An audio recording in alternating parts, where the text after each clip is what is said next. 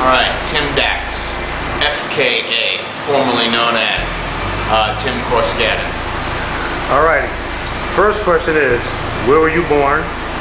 I was born in a small town in Rhode Island, Tiverton, Rhode Island. And how far is that from Providence? It's probably about maybe a 20-minute drive south of Providence. It's about smack dab in the middle between Providence and Newport, Rhode Island. And what about Pawtucket? Pawtucket, probably, that's actually going in the other direction, north of Providence, yeah. Okay. I lived there actually for a couple of months, or maybe for a year, with an ex-girlfriend years ago. Okay, next question. Everybody wants to know how old you are. 37, yeah, what month are we in? We're in the end of summer, yeah, I turned 37 this year. And what's your sign? Gemini. Oh, so which Timmy am I dealing with right now? Say again? Which Timmy am I dealing with right now? You're dealing with the one and only. Oh, the one and only. Alright, now everybody wants to know, what was your childhood like and how was your high school like? Pretty normal, average, I guess you could consider. I've always, as an adult, looked back at my childhood and saw it as rather regular. Two loving parents, father, strong, silent type. My mom was more the sensitive. That's where I get a lot of my emotion from, I like to say. You know, my dad worked, my mom raised us. She got a job later on when I got to middle school. Pretty normal. High school, I just kind of did what I had to do to get by and never really applied myself and did okay. Was never an athletic kid. So I consider myself going through high school small and soft. Did not look athletic, didn't play any sports, didn't participate in any extracurricular activities other than riding my bicycle up to the school with a couple of friends and watching cheerleaders practice. That was my after-school special. But other than that, very kind of normal, uneventful stuff. One thing I will say, anything I ever did wrong as a kid, I always got caught. And always got caught. And I had friends who got away with murder practically. And funny thing is though, as it turns out, my friends who got away with a lot of shit later on in life kind of fucked up a lot. And for myself, getting caught taught me a lot of lessons and has kept me pretty straight and narrow. Okay, so what was it like knowing that if you got caught, how would that make you feel and everybody else got away with it? If I did a what? Yeah, you got caught and everybody else got away with it. How did it make you feel? Oh, at the time it sucked. You know, as a kid, I was the one who was always grounded for stealing the neighbor's lawnmower because I wanted to take the motor out of it to build a go-kart. Got caught doing that. My friend got away with it. I took all the heat. Changing grades on my report card. Got grounded. Smoking pot in the house. Got caught doing that. Did you play hooky? Oh, of course. Everyone plays hooky. No, as a kid, like I say, it sucked getting caught and always being grounded, it seemed. But, like I say, that led for smoother sailing, I like to think anyway, or a straighter, narrower path as an adult. Alright, when did you realize first that you were different from everybody else? I don't know that I am that different. I'm really not. I'm not different. I'm more aware than a lot of people, I think. More aware of who I am, of myself, and that allows me to be able to do a lot more with myself than other people might be able to do.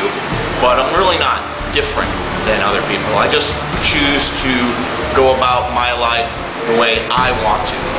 That's, if we want to call that different, then that's different. So were you like a loner when you were younger, or you had? I had friends as a kid. I wouldn't have considered myself a loner as a child. Later in life, yes.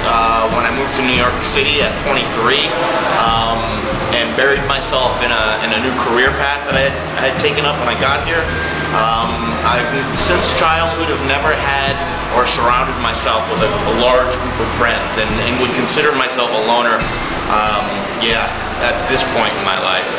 All right, here's a bonus question. Do you miss your car? Do I miss my car? Yeah.